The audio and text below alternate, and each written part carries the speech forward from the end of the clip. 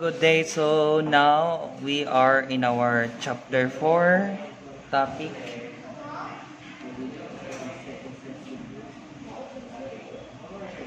Chapter 4 topics, which is relative equilibrium of liquids.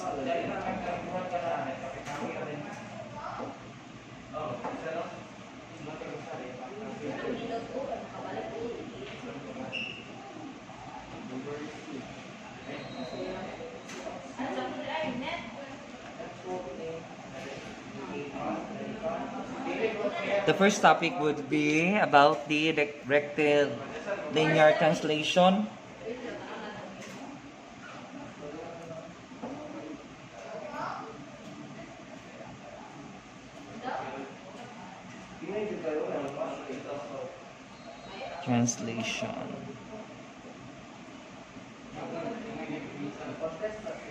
So the rectilinear translation or moving vessel, there is, if I'm not mistaken, 1, 2, 3 subtopics. So the rectilinear translation is also called the moving vessel.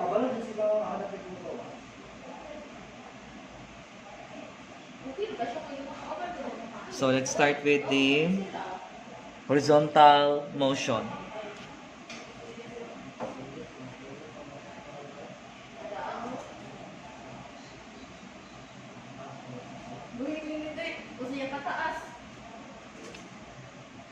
Consider a mass of fluid moving with a linear acceleration a as shown in the figure. So for example, this is the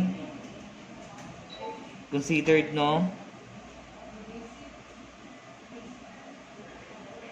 and this one is a moving vessel.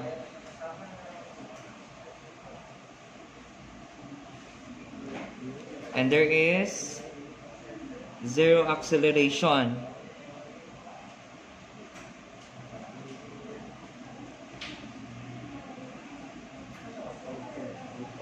Considering a particle in the surface, the forces acting are the weight and the fictitious inertia force, which is reverse effective force or ref, which is equal to ma, and the reaction n, which must be normal to the surface. So once it is moving, therefore the acceleration is no longer zero.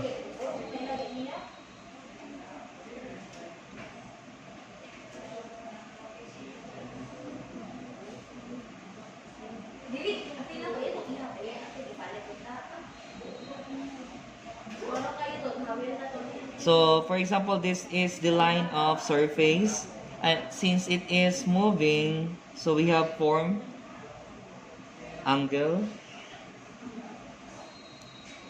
and this one, the inclined one, the new position of liquid will be this one. No, zoom in siya. And as I have said, the fictitious inertia force would be the ref. Again, this is the reverse effective force.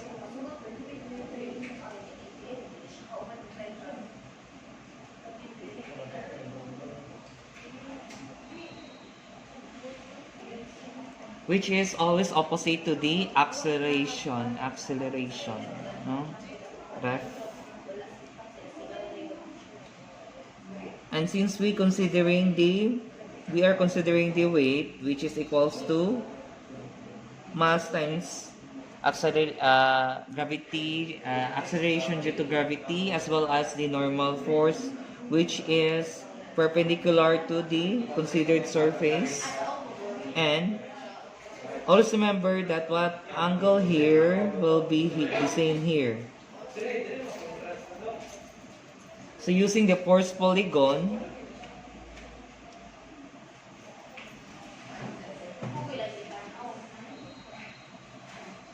we can form this head to tail na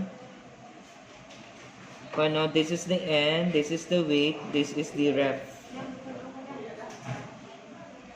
As you have noticed, we have formed the right triangle and we can use the tangent or trigonometric function. Always remember that ref is equals to mass times acceleration. So tangent, this one is the ref. Tangent theta equals to opposite over adjacent. The opposite side is the ref and the weight is the adjacent. So therefore, we input the values mass times acceleration over mass times acceleration due to gravity. We cancel the mass. So we have the tangent theta equals to acceleration due to acceleration over acceleration due to gravity. This is the formula for horizontal motion. Second one would be the inclined motion.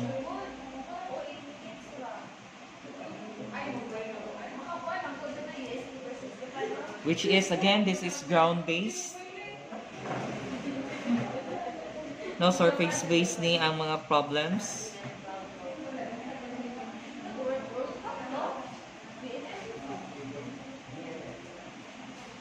Consider mass of fluid being accelerated upwards at an inclination of alpha with the horizontal, so that horizontal acceleration equals to acceleration cosine alpha, and acceleration at vertical equals to acceleration sine alpha.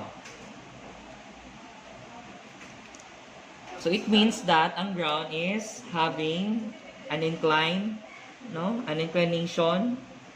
So this one is the alpha.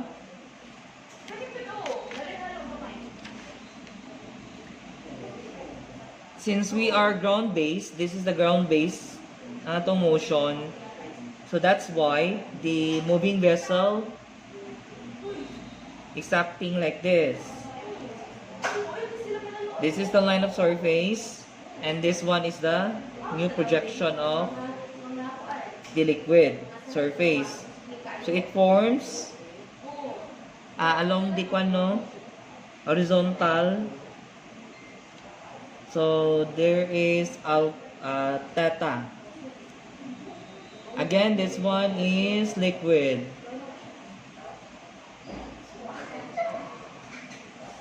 Carried by a moving vessel. As you have noticed, our acceleration is like this, going up. Since we are very focused with the forces along horizontal and vertical, so we must have the components of the acceleration. So acceleration at horizontal, acceleration at V. This one will be alpha. No, so therefore AH or horizontal acceleration is cosine alpha. A cosine alpha, acceleration cosine alpha, and the acceleration at V or vertical acceleration is acceleration sine alpha. So ngano na nga nini?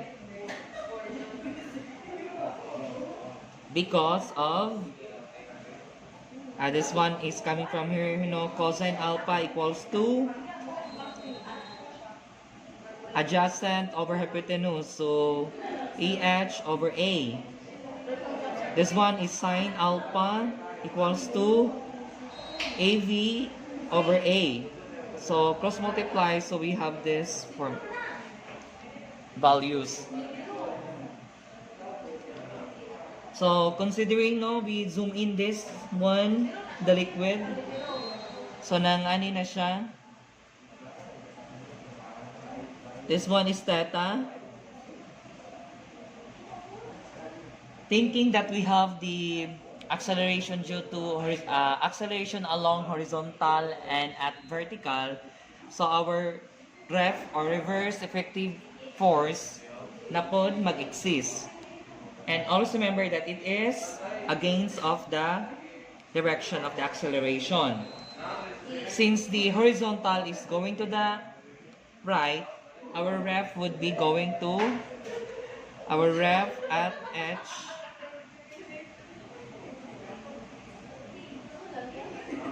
is going to left and our ref vertical is going down.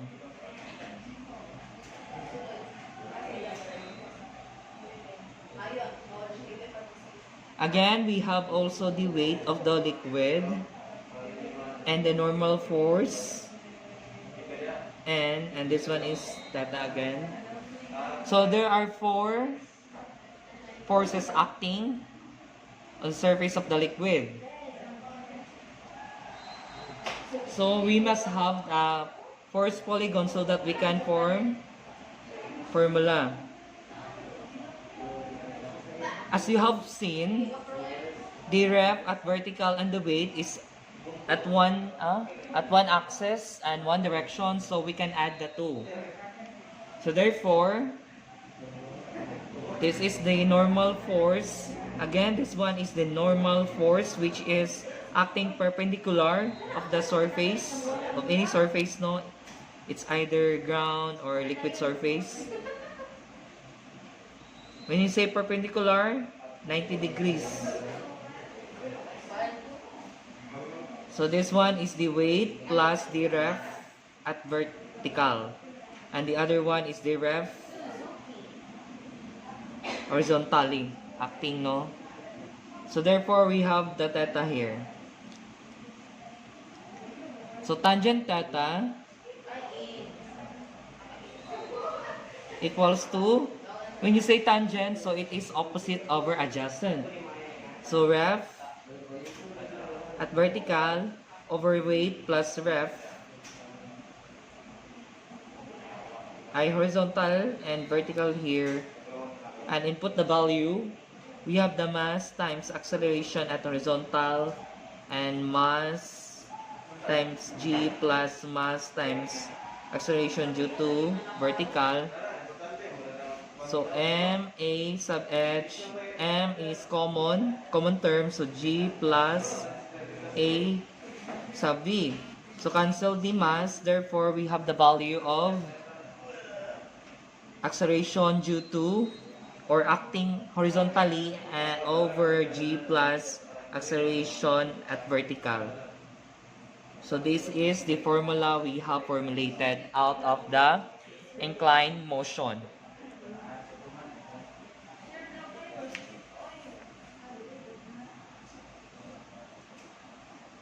What if inclined motion siya pero this one is considered acceleration, no? Kani going up.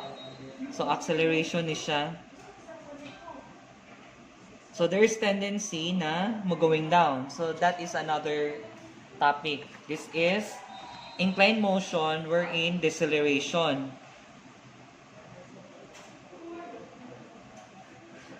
So therefore, there is inclined ground is alpha,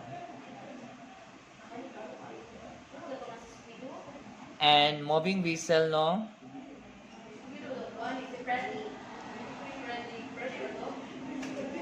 Wherein this is the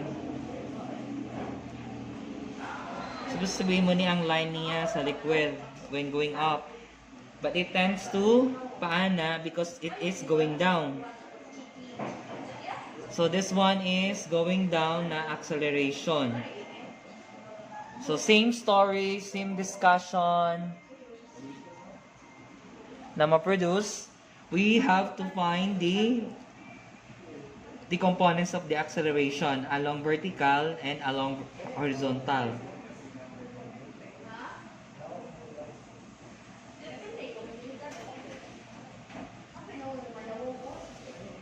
So the zoom in for this, or the detailed force na mo occur.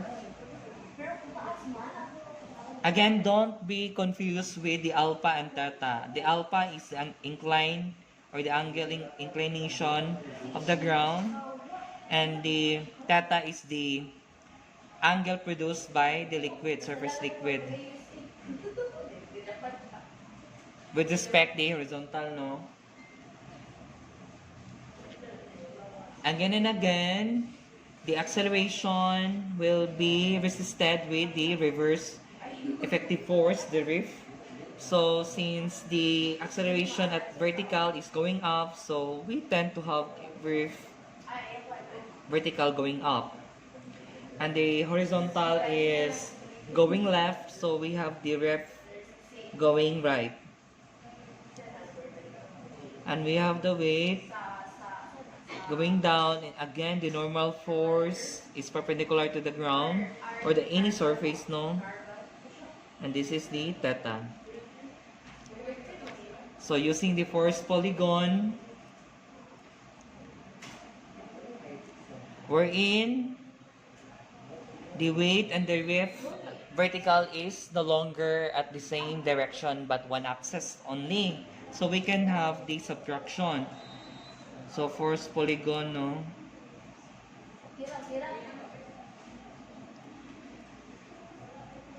Going down is the weight minus RIF vertical. Horizontal is RIF H and the normal force.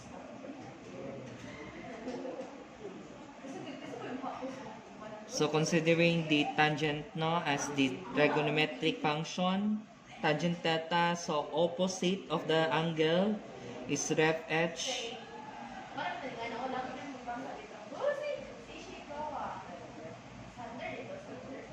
over adjacent, wherein weight minus ref vertical.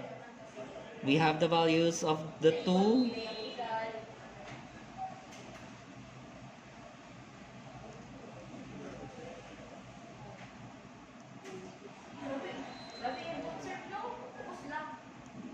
So cancel the mass, therefore the tangent theta is acceleration horizontally or acceleration at horizontal over g minus a sub v. So deceleration, take note that it is g minus av and acceleration is g plus av.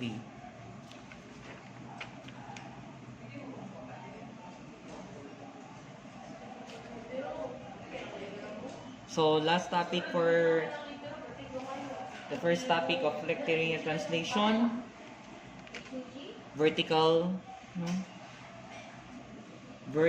motion.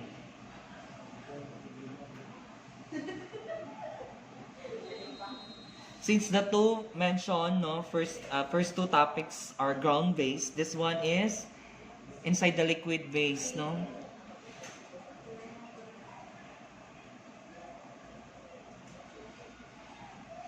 Basta tanan na sulod sa isa ka container na liquid or fluid. Consider a mass of fluid accelerated upwards or downwards with an acceleration of a as shown in the figure. So this is the figure.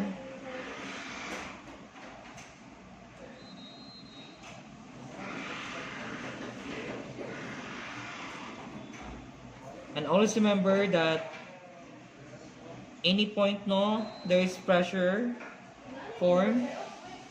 So this one would be the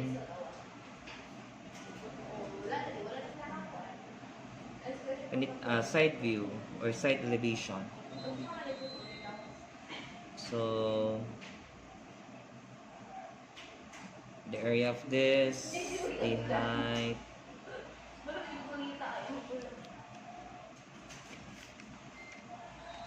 So first we must consider the acceleration.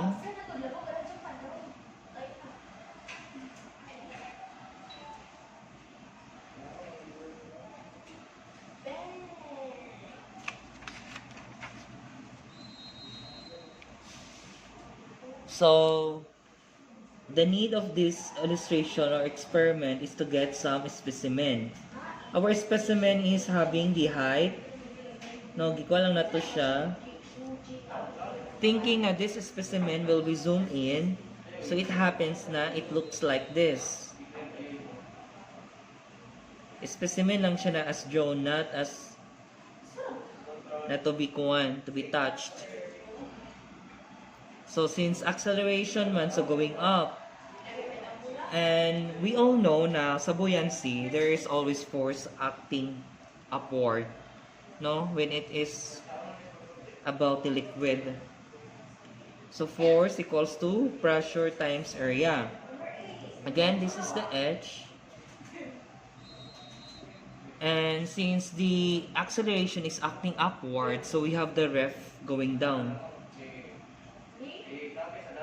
And as well as the weight that is acting at the center of gravity of the considered specimen. No? Weight. Take note that the weight is coming from the formula of unit weight equals to weight over volume. So weight equals to unit weight times volume. So using the one of the three static equilibrium equation, which is summation of forces along vertical, wherein going upward is positive, we have F minus ref minus W. Diba? This one, paano siya? Kanang as acting na, as applying mo ng acceleration. So, it is not involved in the force. Direction lang ni siya equals to 0. So, input na itong value, F is PA minus ang ref is MA. And weight is unit weight times volume equals to 0.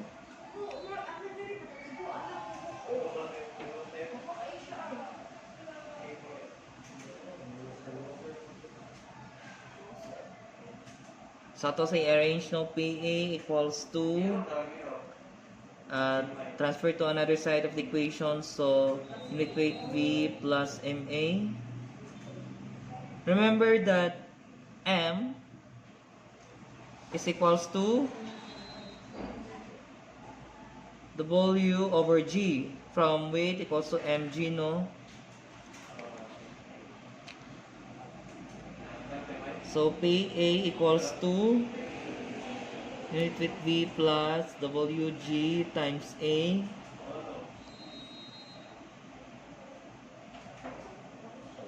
And take note that the V is area times H. So that mawala na to ni ang tapad sa pressure. PA equals to unit weight times AH plus WA over G. So, cancel na to ni. No?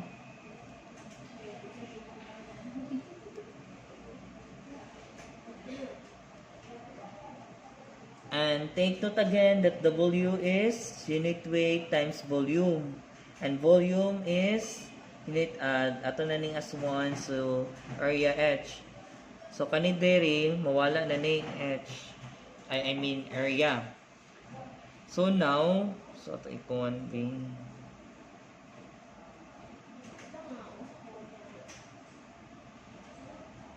So, cancel ang area, cancel, cancel. Therefore, ang nabilin is P equals to unit weight H plus unit weight height times A over G. Or, unit weight times height times the addition of 1 plus A over G. So, muna ito ang formula na form sa vertical motion at accelerated, no? Direction. And now, the deceleration.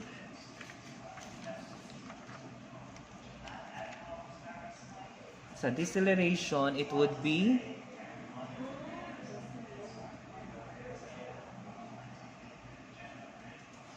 again, deceleration is siya for the topic of inclined motion. So, same specimen, no? Or diagram na i-consider. H. So, deceleration is going down. So, ang rep is going up na. And now, ang weight ang force. So summation of forces along vertical equals to 0, wherein going up is positive. So F plus ref minus weight. So atong kuanan ang F as PA plus MA minus again ang weight is unit weight times volume equals to 0. So atong kuanan ng PA no, PA, so unit weight V minus MA.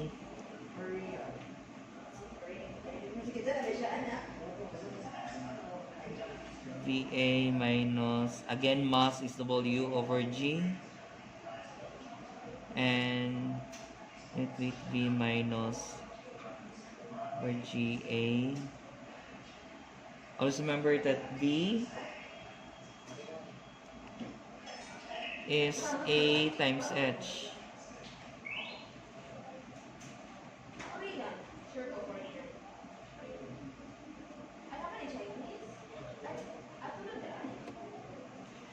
So atong makancel ang area. Therefore, the value now is unit weight H minus unit weight HA over G. So factor out the common term. So the common terms are unit weight and the height. So 1 minus A over G. So this one is the formula at deceleration. So you are now ready with example. So let's proceed. Example number 1.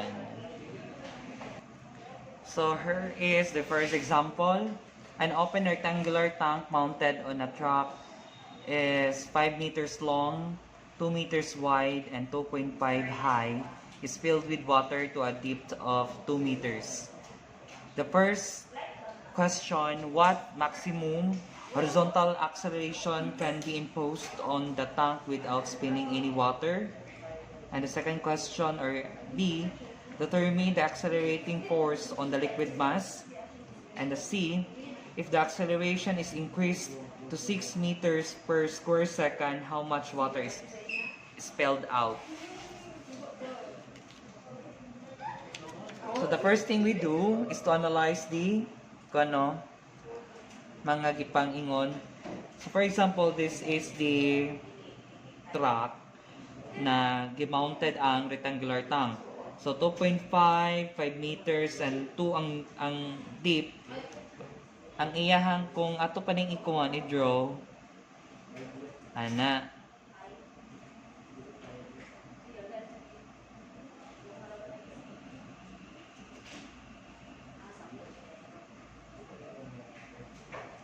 So kani is 2 meters. So we just consider the site elevation of the truck. Since as we diba, makita nato bisag dili lang exact ato mga leveling or dimension, 2.5 meters. I'm thinking na deep ang water, kani water daw ni. So once it is moving, accelerated, so therefore, ingon man siya dari, what maximum horizontal acceleration can be imposed on the tank without spilling any water? Just considering na kani ato aning pinaka-peak na dari nato makuha ng kuan. Dari lang jud ang tubig, so not just to di siya ma-spell.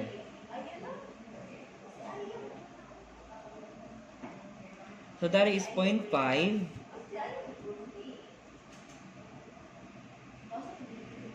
So kung ato ning kuanon, this is 2.5. 2.5 kay 5 meters man ang long. So this is tangent. Since same man siya og length, dari, so we can copy also. As well as dari is 0.5. And this is 2, so therefore it is 1.5 meters. No? So manini kung mudagan, kung accelerated sa water na ngani na.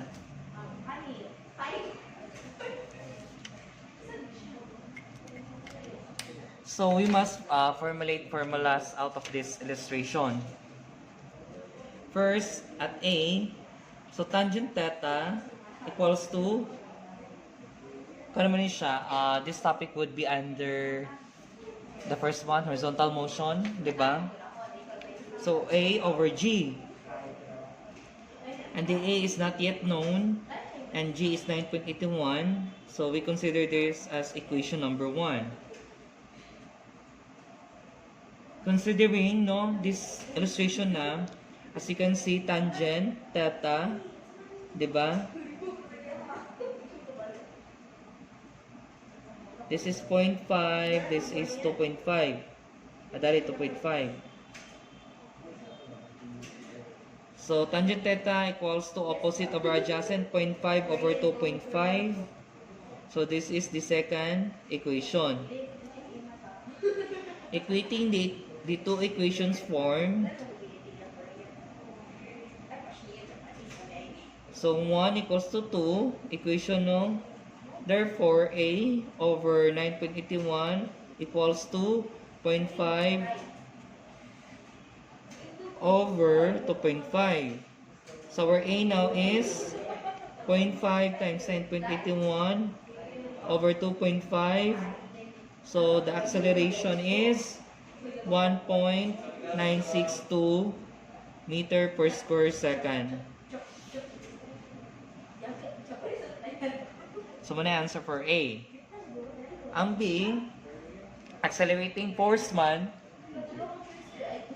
So, therefore, the force would be F equals to ma. Considering that the mass is W over G times acceleration, and the weight is unit weight times volume. So, therefore, the F now is unit weight times VA over G. Since it is water, so 9.81 natin kung ano i-consider. So 9.81, ang volume is, unaw na to ang length times width times height. Length is 2, width is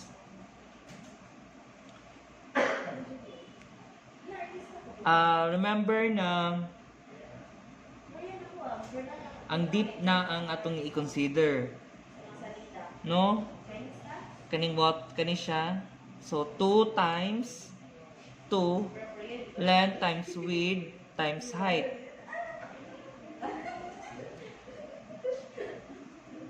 Or para pandaan na this is 2, this is 5. So 2 times 5 times 2. Okay, times na to sa acceleration, which is 1.962 all over 9.81. So cancel ang 9.81. Therefore, the force is, or accelerating force is 39.24 kilonewton. Now, this is the simplest solution, and we can use another solution out of the illustration. As you have observed, diba, na-form naman siya na bago na-displace na ang surface sa liquid when it is moving. So, therefore, another solution here for B, F equals to force sa rear minus force sa front. Thinking na ang rear or the force is unit weight times bar H times area sa rear minus unit weight bar H area sa front. So, using natin, put yan ng mga values sa 21 times height niya is, totally ko naman siya, so 2.5 over 2 bar H man, so center times area, the area would be 2.5 times 2, no? 2.5 times kanina 2. So, using another sheet of paper,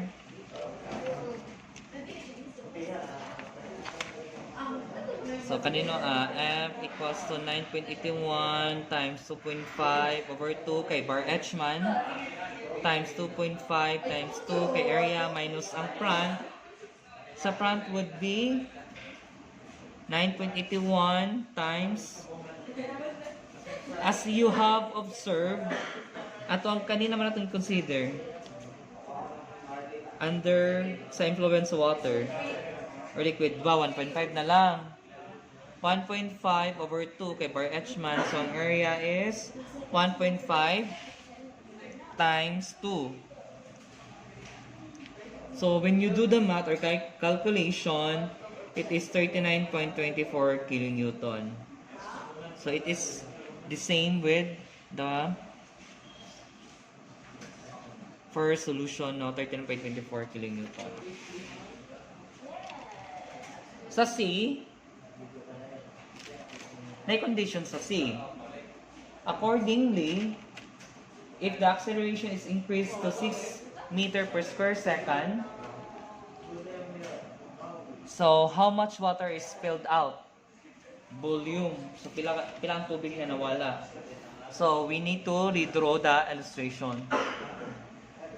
Since atong acceleration with this kind of figure na wala dyan may spill 1.96 or 1.962. Nakunan bago naman na itong acceleration, thinking na it is 6 meter per square second. So murag daghan jud ang ma-spill. So mag-redraw ta.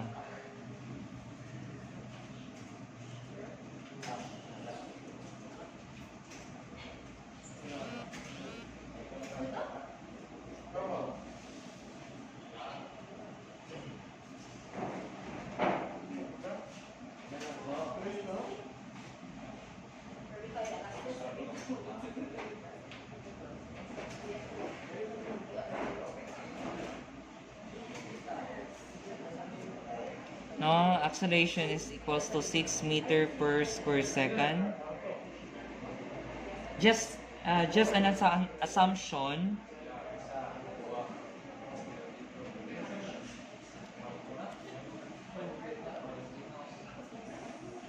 Ano lang, dari doon niya tong kuan, na-hit na niya ang bottom and kani is spilled out. No, kani. So considering na dari is X, this one is 2.5 meters and the total sa amount na rectangular tank would be 5 meters. So we need to have formulation, no, formula. So tangent theta equals to opposite over adjacent 2.5 over x. So this is first equation. The second equation would be first based from the formula. So tangent theta equals to a over g. So 6 over 9.81. So this is the second equation. So equating the two equations 1 and 2. So 1 equals to 2. Therefore, 2.5 over x equals to 6 over 9.81. So cross multiply. Therefore, we have x equals to 6, 2.5 times 9.81. So x now is 4.0875 meter, which is less than sa 5 meters, no? Tama rin itong assumption.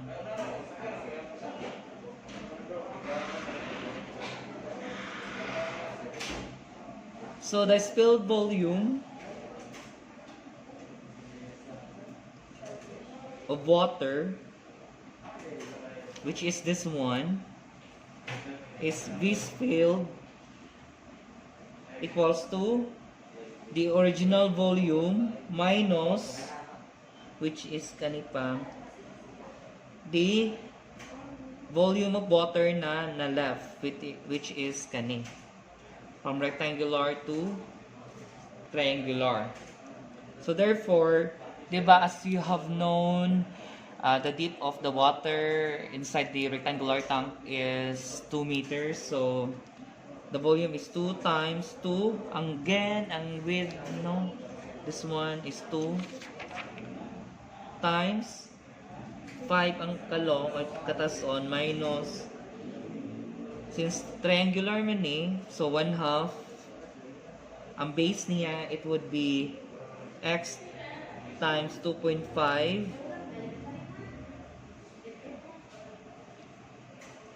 so times 2 kani ang width. So therefore,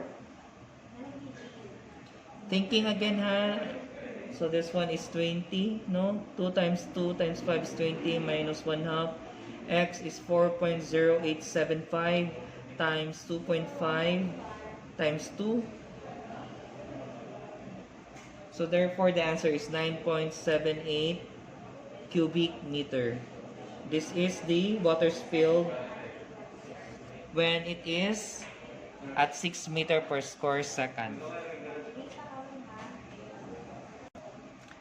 So the second problem is a closed horizontal cylindrical tank is 1.5 meters or meter in diameter and 4 meters long, is completely filled with gasoline having the specific gravity of 0.82 and accelerated horizontally at 3 meters per square second. Find the total force acting at the rear wall and at the front wall of the tank. Find also the accelerating force on the fluid mass.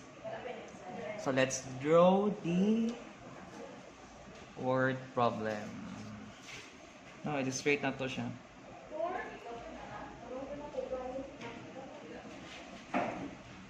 So this one is the ground.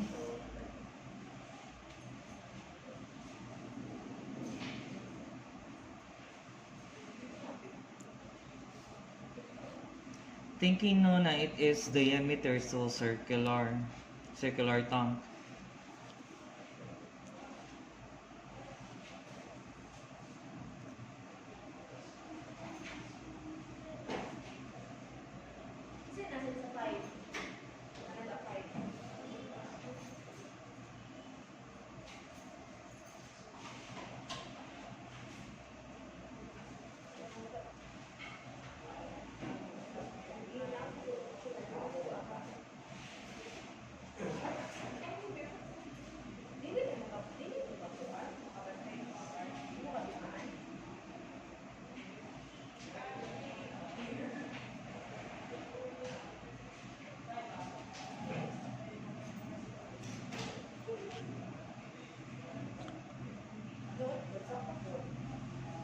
This one would be circular.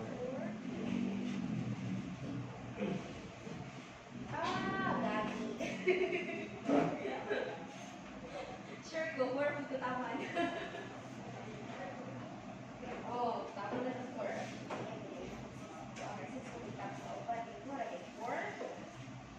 So this is filled with gasoline, which are having 0.82 na specific gravity.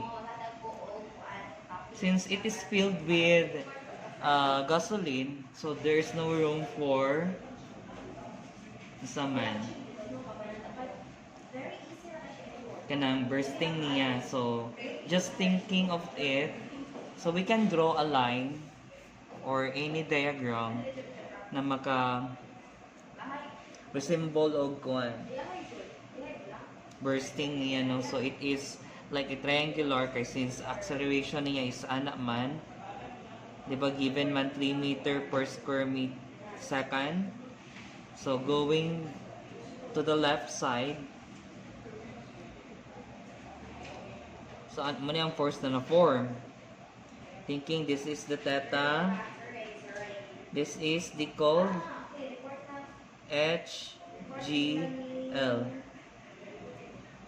So later on, makakuha naman ng HGL. So, introductory lang ni siya no, with the topic na HGL. And this one is 4 meters. Diameter is 1.5.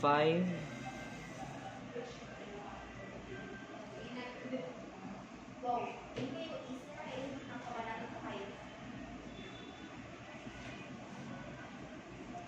1.5 meters. Thinking na this one, no? Itong illustrations above sa fully filled or closed na cylindrical tank is patang na to, it is Y. And again, we are using bar edge here, so ato nang ikon da ni plot. So, katunga siya aning tank and the peak no, so bar edge.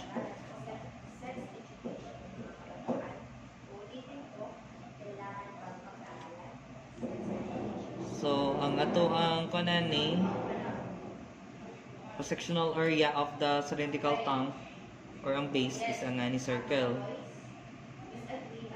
Center is center of gravity, CG. For force acting, so diba we have started the solution.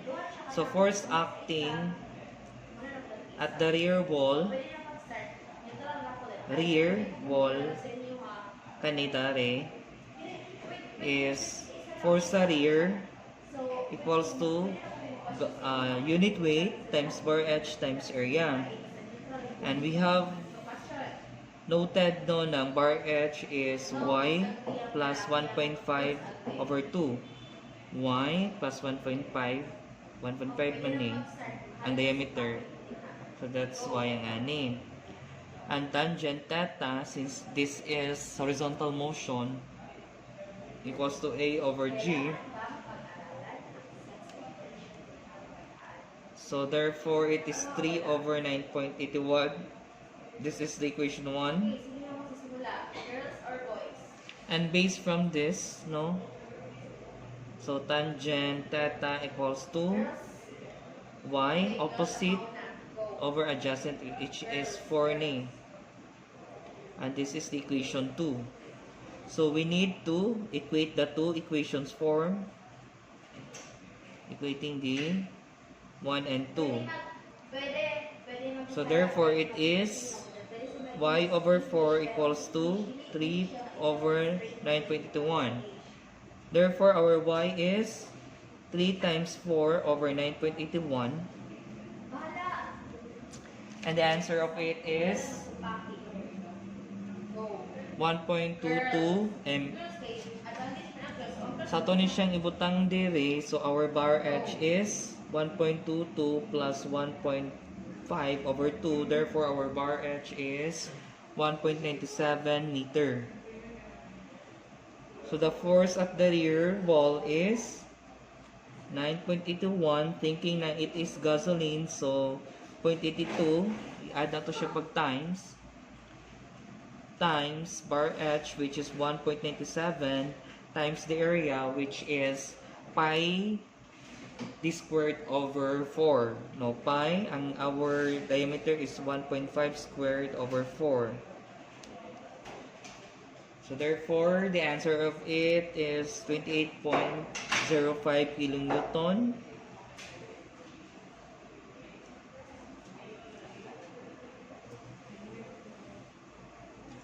So, ang accelerating force is F-man, and rear wall,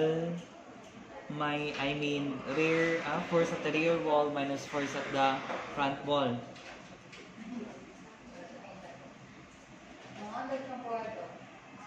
So, force acting at the front wall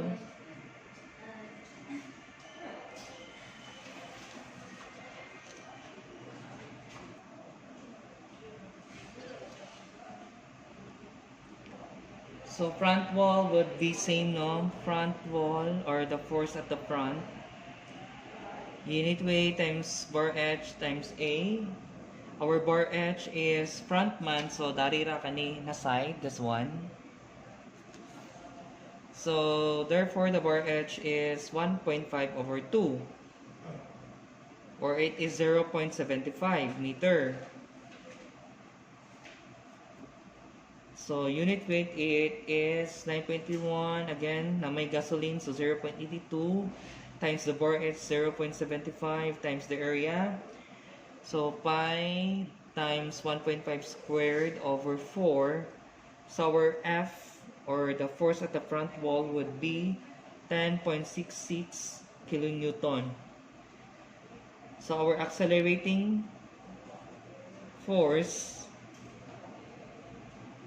with this kind of solution is F equals to F rear minus F front.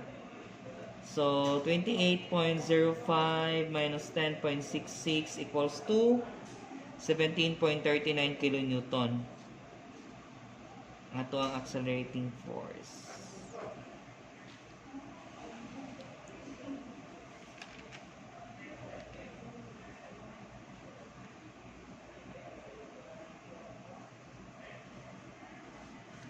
So that's the example number 2. And now let's proceed for the example number 3.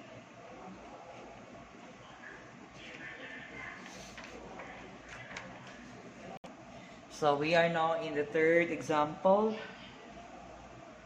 So based from I have read it. It is vertical motion problem. A vessel 3 meters in diameter containing 2.5 meter of water and 1 meter of oil, having specific gravity of 0.80 is being raised. The first question is find the pressure at at the bottom of the vessel in kPa when the velocity is constant. Second is find the pressure at the bottom of the vessel when it is accelerating 0.6 meter per square second upwards. And lastly, find the pressure at the bottom of the vessel when it is accelerating 1.2 meter per square second downwards. So the solution is like this. Thinking na this is this is the container or the vessel.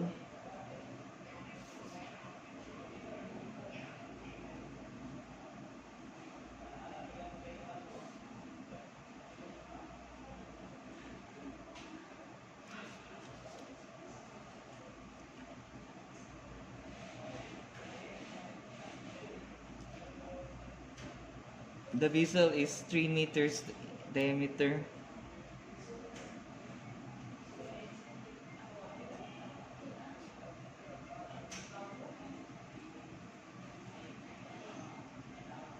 And containing water and 1 meter.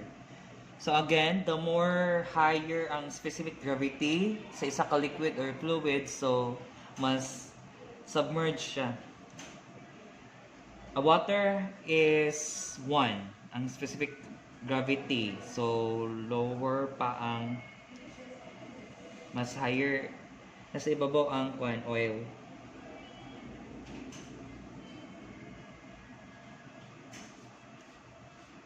So this is oil is equals to 0.80 and this is H2O.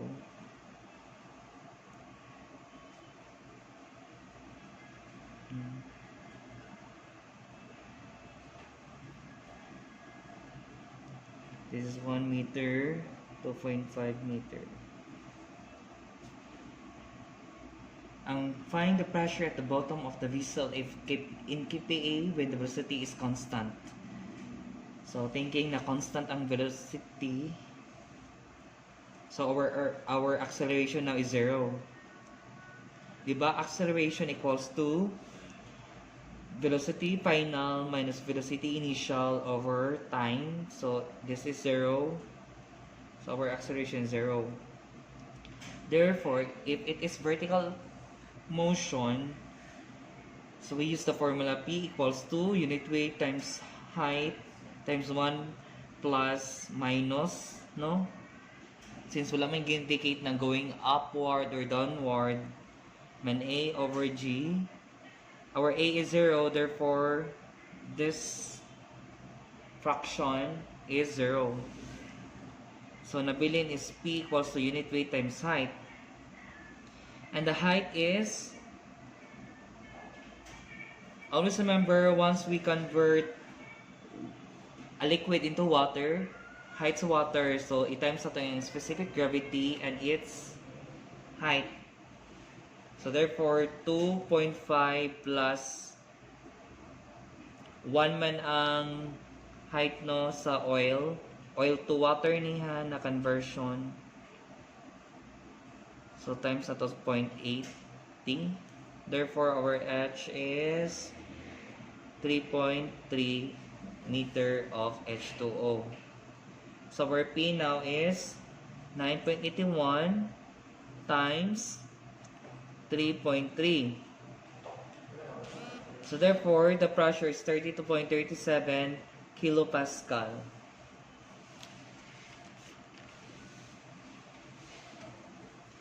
So this is the answer for A. The B is find the pressure at the bottom of the vessel when it's accelerating 0.6 meter per square second upwards. So, plus ani, nag-indicate na siya.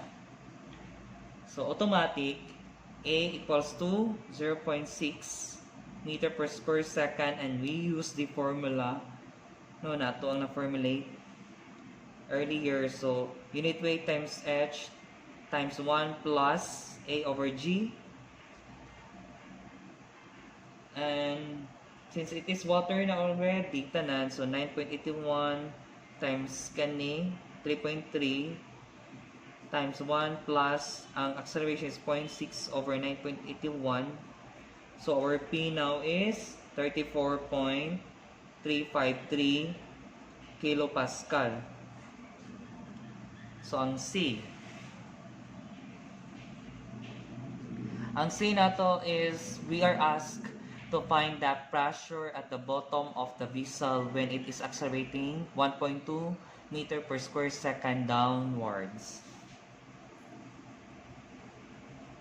So our A is 1.2, no?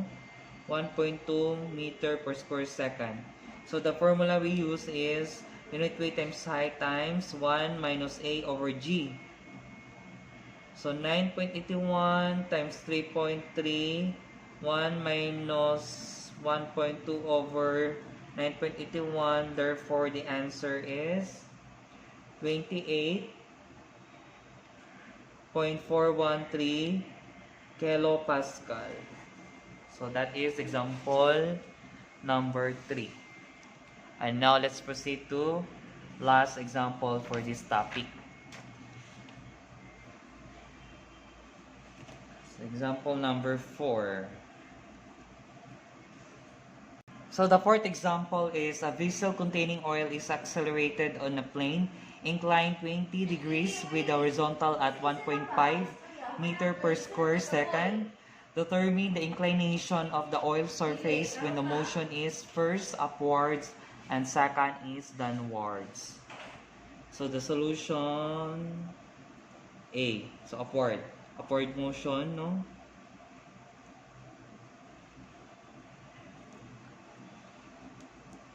So incline ko na siya motion na problem. This is theta, which is I mean wrong, no? Alpha pala pa ground 20 degrees, and this is the vessel.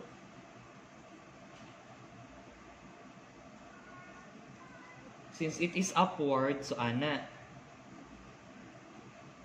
A. Therefore, we have the EH, AV, mga components niya. We already know ng AH is A cosine alpha, which is given ba ang acceleration. So it is 1.5 cosine 20, therefore it is 1.41 meter per square second ang AV. A sine alpha, it is 1.5 sine 20 degrees it is 0.513 meter per square second. And using the formula, so tangent theta equals to AH over G plus AV. So 1.41 over 9.81 plus 0.513. Therefore, that the ang kwan man niya ang ano niya is kaniman, no? Theta. So tangent theta equals to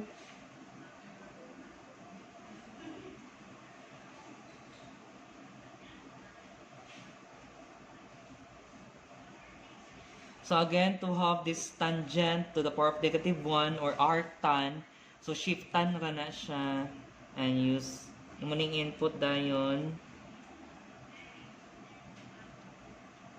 So our inclination sa oil surface upward, no, with upward acceleration 7.78 degrees. So B, downward naman ta motion. So this is the inclined ground, alpha 20, and downward sa panang acceleration EH AV. We know that EH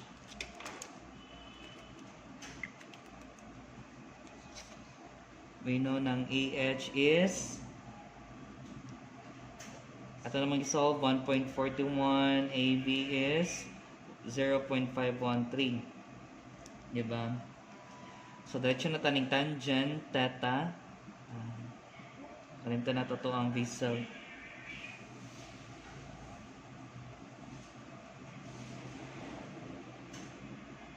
Which is going down paana. Equals to A H over G minus A sa V. So 1.41 over 9.81 minus 0.513. Therefore, the tangent theta is 9.21 minus 0.513 tangent